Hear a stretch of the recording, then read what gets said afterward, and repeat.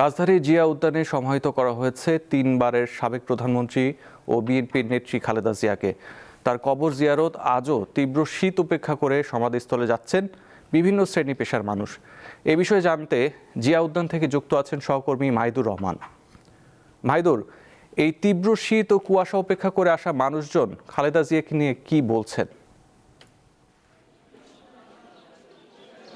জি আসিফ, আপনি যেমনটি বলছিলেন যে আজকে কিন্তু অন্যান্য দিনের থেকে একটু বেশি ঠান্ডা এবং এই তীব্র শীত উপেক্ষা করেও কিন্তু আজকে আমরা সকাল থেকে দেখেছি যে এখানে মানুষজন এখনো খালেদা জিয়ার মৃত্যুর 3 দিন পরও কিন্তু আজকে ওনার যে সমাধিস্থল, এই সমাধিস্থলে কিন্তু মানুষজন আসতেই শুরু করেছে। আমরা সকাল থেকেই দেখেছি যে শুধুমাত্র যে দলীয় নেতাকর্মী তারা কিন্তু নয়, দলীয় নেতাকর্মী ছাড়াও যারা সাধারণ মানুষ তারাও কিন্তু এই মুহূর্তে এসে এখানে আজকে সকাল থেকেই ভিড় জমিয়েছে খালেদা জিয়ার সমাধিতে ফুল দিয়ে শ্রদ্ধা জানাতে। আমরা দেখেছি মানুষজন আসছে বিভিন্ন প্ল্যাকার্ড নিয়ে, ফুল নিয়ে তাকে শ্রদ্ধা জানাতে। এই মুহূর্তে কিন্তু ফুলে ফুলে খালেদা জিয়ার সমাধিস্থল কিন্তু একদম ভরে গিয়েছে। আমরা দেখেছি যে এখানে গত 3 দিন ধরে কিন্তু যে এখানে খালেদা জিয়াকে মাগফিরাত কামনা করার জন্য কুরআন তেলাওয়াত করা হচ্ছে এবং মানুষজন আসছে। আমরা দেখেছি আজকে যদিও গতকালকে পর্যন্ত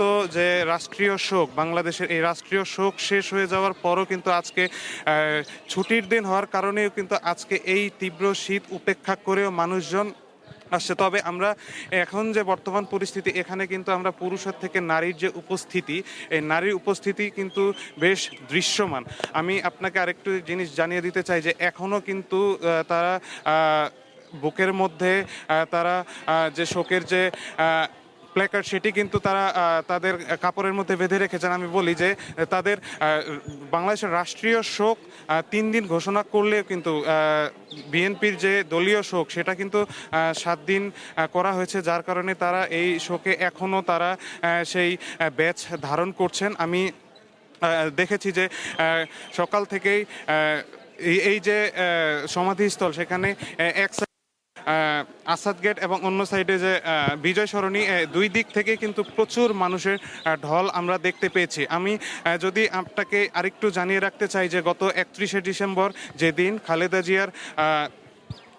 খালেদা জিয়ার জানাজা অনুষ্ঠিত হয়, সেদিন কিন্তু বাংলাদেশের মানুষ খালেদা জিয়ার প্রতি যে ভালোবাসা দেখিয়েছে সেটি কিন্তু অতুলনীয়, সেটি কিন্তু বাংলাদেশের ইতিহাস গড়ে রেখেছে। এবং আজকেও কিন্তু তার যে সমাধিস্থল, অনেকেই কিন্তু সমাধিস্থলে যারা আসতে পারে নাই তারা কিন্তু একে একে এই সমাধিস্থলে আসছে এবং খালেদা জিয়াকে শেষ শ্রদ্ধা জানানোর জন্য কিন্তু তারা এখানে উপস্থিত হয়েছেন। তো এই ছিল আসিফ আমার কাছে খালেদা জিয়ার সমাধিস্থল থেকে সর্বশেষ।